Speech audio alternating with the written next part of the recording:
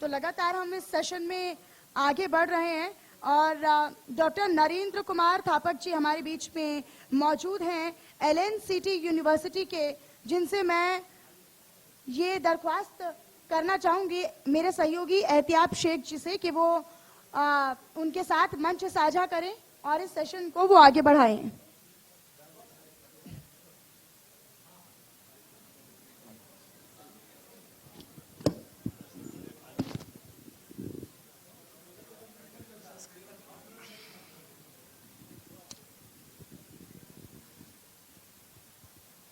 नमस्कार। India news के मंच कार्यक्रम में आज हम दिन भर से लगातार अपने सेशंस के जरिए आप तक वो सभी लोगों को पहुंचाने की कोशिश कर रहे हैं जिन्होंने चिकित्सा के क्षेत्र में, शिक्षा के क्षेत्र में या किसी अन्य क्षेत्र के अंदर अपनी उपलब्धियां प्रदेश में और देश में गिनवाई हैं।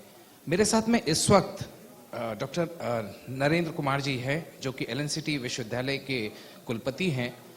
जब कुलपति शब्द आता है तो मुझे याद है सर कि हमें अपनी यूनिवर्सिटी में सबसे ज्यादा डर लगता था वाइस चांसलर से। वो इसलिए डर लगता था कि पता नहीं कब कौन सी चीज कोई नया काम आएगा और शायद हम बतौर स्टूडेंट्स कहीं ना कहीं उस बोझ के नीचे दब जाएंगे। सर, आज का जो शिक्षा प्रणाली है, खासतौर के ऊपर जिस तरीके से आज का जो मॉडर्न एजुकेशन है, नई शिक्षा नीति लागू हो चुकी है, आज हम इस दौर के अंदर जिस शिक्षा को देखते हैं जहां बच्चे इतने स्मार्ट हो गए हैं कि दे अचीव अराउंड 90-95%। आपके दौर में भी पढ़ाई आपने की, मैंने अपने दौर में पढ़ाई करी। हमारे दौर में और इस दौर में क्या फर्क देख रहे हैं सर? मैं आपकी बात से सहमत हूं। मैं भी डॉक्टर हरिशंकर विश्वविद्यालय का छात्र रहा हूं और मैं आपसे ये भी कहना चाहता हूं कि जो कुलपति शब्द है, उस जमाने में भी कुलपति तो बड़ी दूर की बात है, हम लोग अपने टीचर से भी डरते थे। बेशक आज के दौर में जो हमारा छात्र है वो बहुत मेधावी है। हम लोग मीडियोकर होते थे, सामान्य फैमिली से आते थे और एक अनुशासित माँ बाप के सपनों को पूरा करने की दिशा में बेशक बहुत ही गंभीरता के साथ सुबह से शाम तक क्लास अटेंड करना जी, और जो अपनी माँ बाप की महत्वाकांक्षाएं थी, अपने खुद के सपनों को पूरा करने की दिशा में काम करते थे। आज का जो पेरेंट्स है, मुझे ऐसा लगता है कि वो बच्चों को कुछ ज्यादा देना चाहता है। पहले के पेरेंट्स बच्चों को संस्कार देते थे, सभ्यता सिखाते थे, कैसे एक दूसरे के साथ व्यवहार करना है। जी सर। आज की पीढ़ी में इसकी कमी महसूस की जाती है जी। और हम बड़े गर्व से कहते हैं कि हमारे बच्चे को हमने एक कार दे दी जी, बाइक दे दी, टेलीफोन दे दिया, मोबाइल दे दिया, कार, सब कुछ दे दिया जी। हम जो मॉनिटरिंग करने की प्रणाली थी कि हमारा बच्चा किससे मिलता है, हमारा बच्चा कब घर में आ रहा है, क्या करता है जी। आज इस मोबाइल युग में हमारा बच्चा क्या करता है। पेरेंट्स पैसे दे रहे हैं, सुविधाएं दे रहे हैं, लेकिन पेरेंट्स जो उस तरह के संस्कार देते थे, जो बच्चों की देखरेख करते थे, उसमें काफी कमी देखी जा रही है जी। हम प्रोफेशनल विश्वविद्यालय हैं, हमारे यहाँ मेडिकल, इंजीनियरिंग सभी तरह के बच्चे हैं जी। तो मैक्सिमम हमारा अनुभव अभी तक का ये है कि बच्चे काफी कुछ बिगड़ रहे हैं। पेरेंट्स ने एडमिशन कराने के बाद सारा जिम्मा सर, आपने जिक्र किया बिगड़ रहे हैं, तो इज इट बैड पेरेंटिंग और the generation is not actually listening? काफी कुछ पेरेंटिंग का रोल है। पेरेंटिंग का रोल मैं ज्यादा समझता हूँ। हम लोगों के बच्चे भी बाहर पढ़ते हैं तो हम एक बार एडमिशन कराने के बाद, पैसा देने के बाद बच्चों को भूल जाते हैं और साल में एक आध बार कभी आते हैं, बच्चा किससे मिलता है, कहाँ जाता है, और पैसे ज्यादा देते हैं। हम सुविधाओं पर ज्यादा फोकस है, ना कि बच्चों की केयर टेकिंग के ऊपर जी। हम आज पेरेंट्स से बच्चे ने कुछ मांगा नहीं और पेरेंट्स ज्यादा देना चाहता है। बेशक मैं अपने यहाँ जो पेरेंट्स आते हैं, खासतौर से मेडिकल इंजीनियरिंग के, मैं उनसे निवेदन करता हूँ कि बच्चे को कम से कम पैसे दीजिए, महीने में एक बार बिना बताए आप जरूर आके देखिए। तो मुझे लगता है कि ऐसे बच्चे जो पेरेंट्स के दबाव में हैं, पेरेंट्स के संबंध से जुड़े हुए हैं, पेरेंट्स से लगातार वार्तालाप करते हैं, वो बच्चे निश्चित तौर पर आगे बढ़ रहे हैं।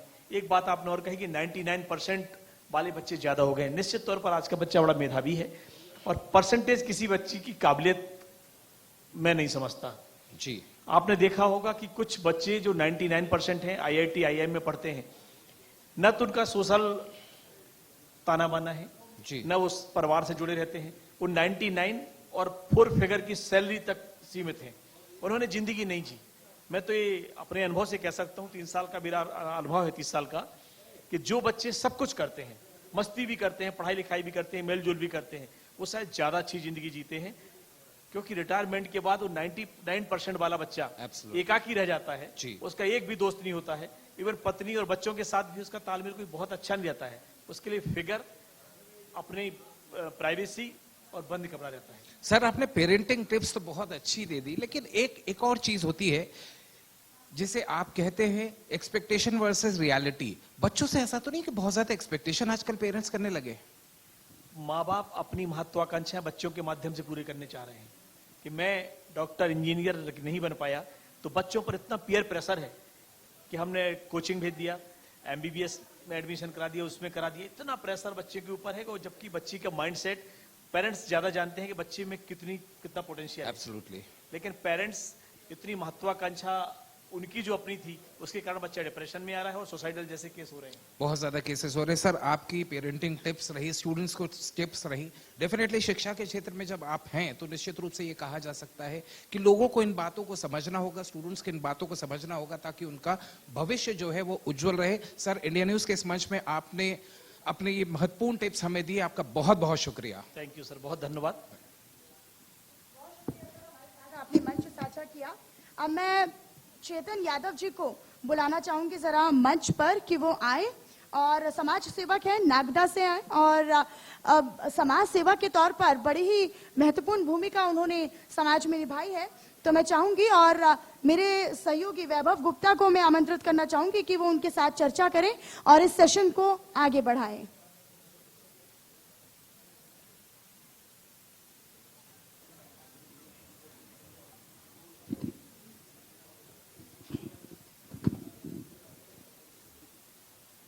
इंडिया न्यूज़ के इस बड़े मंच पर हम स्वागत करते हैं नागदा के समाज सेवी चेतन यादव का, जो कि अपने समाज सेवा के क्षेत्र में जो उत्कृष्ट कार्य किए जा रहे हैं उनके लिए बड़े प्रसिद्ध हैं, न केवल नागदा में बल्कि पूरे ही मध्य प्रदेश में।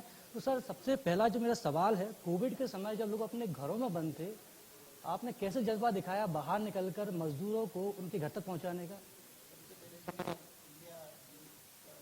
पे साझा आपने करवाया, इसके लिए मैं पूरी टीम को धन्यवाद देना चाहूंगा कि मुझ जैसे छोटे से अदने आदमी को इतना बड़ा मंच आप समाज सेवा का काम कर रहे, अदने नहीं हो सकते। आप इतने बड़े इंडिया न्यूज चैनल के सामने तो मैं एक अदना सा ही हूँ। मेरे जैसे अदने व्यक्ति को आपने इतना बड़ा मंच साझा करने का मौका दिया, इसके लिए इंडिया न्यूज की पूरी टीम को बहुत बहुत बधाई। मेरा सवाल वही है कि जब कोरोना में लोग अपने घरों में बंद थे, आप घर से बाहर निकलकर कैसे मजदूरों को उनके घर तक छुड़ा रहे थे? चूंकि नागदा एक इंडस्ट्रियल इलाका है, मैं मेरे ऑफिस वहाँ पे जा रहा था मास्क वास्क पहन के। हमने वहाँ रमजान महीना चल रहा था, तो हम लोग रमजान में जो मुस्लिम बस्तियां हैं उसमें हम तरबूज बांटने का काम करते थे। मैंने पास से ही राजस्थान से 10 ट्रक तरबूज मंगा के पूरे महीने रमजान जैसे पवित्र महीने में मैंने पूरे मुस्लिम जो भाई हैं हमारे उनके यहाँ दिए थे। तो उस बीच में मुझे ऐसा लगा कि जो हमारे यहाँ के श्रमिक हैं वो बहुत परेशान हो रहे हैं, क्योंकि यूपी, बिहार, राजस्थान से श्रमिक हमारे यहाँ आते हैं। 20-25 हजार श्रमिक हमारे यहाँ काम करते हैं। 5 बड़ी बड़ी इंडस्ट्रियल हैं हमारे यहाँ। तो जब देखा मैंने उन लोगों को तो वो बहुत परेशान हो रहे थे और ना उनको खाने की व्यवस्था हो पा रही थी, ना कुछ हो पा रही थी। तो चूंकि खाना और ये तो हम लोगों ने करा दिया था, तो मैंने दृढ़ निश्चय करा था कि इनको हम कैसे भी एन केन प्रकार इनको इनके घरों तक हम पहुंचाएंगे। इसलिए मैंने ये अपने आप को, फिर मुझे कोविड भी हुआ, मतलब उस बीच मुझे कोविड भी हुआ, पर ईश्वर की दया से मैं अच्छा हो गया। पर मैंने सोच लिया था कि इन लोगों को इनके घरों पर मुझे पहुंचाना है। चेतन जी, अगले महीने रक्षाबंधन का पर्व है जी। रक्षाबंधन पर आप एक भाई के रूप में बहनों को क्या गिफ्ट करने वाले हैं? क्योंकि गिनीज बुक ऑफ रिकॉर्ड की बात भी सामने आ रही है। तो अगर आप इतनी बहनों से राखी बनवाएंगे तो जो भाई का फर्ज होता है उसे किस तरीके से निभाएंगे? देखिए, मैंने अभी मेरी 2100 बहनें हैं और इस बार का मेरा 5100 बहनों का लक्ष्य राखी बंधवाने का है। तो मैं कोशिश करूंगा कि मैं इससे ज़्यादा ही रक्षा सूत्र बंधवा पाऊं। और जो 21 बहनें मेरी हैं, 2100 बहनें हैं, उनका मैं समय समय पर उनको बुलाता हूं और रक्षाबंधन पर जो मेरे इस से होता है मैं उन्हें देता हूं। इस बार का मेरा 5100 बहनों का लक्ष्य है। चेतन जी, जिस तरीके से हम देख रहे हैं कि निजी स्कूल है वो कह सकते हैं कि बाजार की व्यवस्था पर आधारित हैं, जो फीस आ गई है उसके लिए भी कई बार लोन लेना पड़ रहा है, तो आपका भी शायद स्कूल है और आपने भी फीस माफ की है।